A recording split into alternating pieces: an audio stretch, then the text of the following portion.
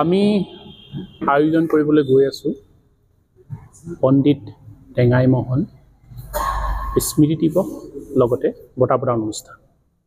আৰু এই অনুষ্ঠানটো হ'ব 11 ফেব্ৰুৱাৰীৰ দিনা, যিদিনা এই মহান পণ্ডিতজনৰ মৃত্যু হৈছিল 1825 চনৰ 11 ফেব্ৰুৱাৰী। আৰু 11 ফেব্ৰুৱাৰীৰ দিনাই আমি বিগত 3 বছৰে প্ৰায় আমি যদি চাওঁ 22 চনৰ পৰা আমি এই অনুষ্ঠানটো কৰি আহিছোঁ ডিব্ৰুগড় জিলাৰ বিভিন্ন প্ৰান্তত।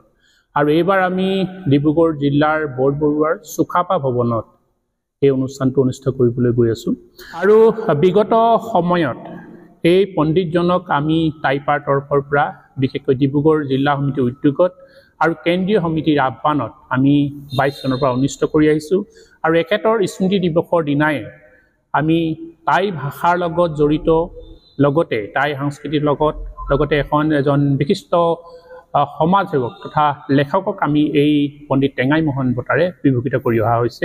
আৰু এই বছৰ 2025 চনৰ আগন্তুক 11 ফেব্ৰুৱাৰীৰ দিনা বৰবৰুৱা চুকাফা ভৱনত টাইপাৰ তৰফৰ পৰা প্ৰদান কৰা হ'ব পণ্ডিত টেঙাই মোহন বঁটা বিশিষ্ট লেখক, চিন্তাবিদ, সমাজ সেৱক, চিকিৎসক ডক্টৰ অতুল চন্দ্ৰ বৰগোহাঁই ডাঙৰীয়া।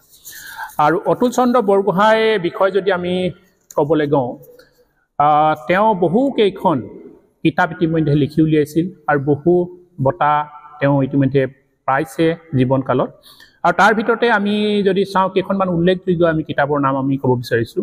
ইতিহাসৰ পমখেদি ধোদৰ আলিয়েদি বুৰঞ্জীমূলক কিতাপ, যাত্ৰাৰ পথত উপন্যাস, চিকিৎসকৰ দিনলিপি চুটি গল্প সংকলন, চিৰিজৰ চাহ পোহৰ উপন্যাস, কাজিৰঙাৰ পৰা গিবনলৈ ইতিহাস ভিত্তিত, Lachit Borphukan the mighty general of Mong Dun Shun খাম, এখন ইংলিছত তেওঁ লিখিছিল লাচিত বৰফুকনৰ বিষয়ে, হেৰুৱা দিগন্তৰ মায়া উপন্যাস, আৰু ইতিহাসৰ পমখেদি ধোদৰলিৰ 3য় সংস্কৰণ তেওঁ ইতিমধ্যে উলিয়াইছে।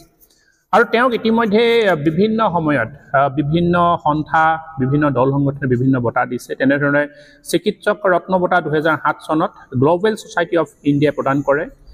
ৰাজ্যৰ ইতিহাসবিদ হিচাপে 2020 চনত অসম চৰকাৰৰ পুৰাতত্ব বিভাগে বিশেষভাৱে তেওঁক সন্মানিত কৰা হৈছিল।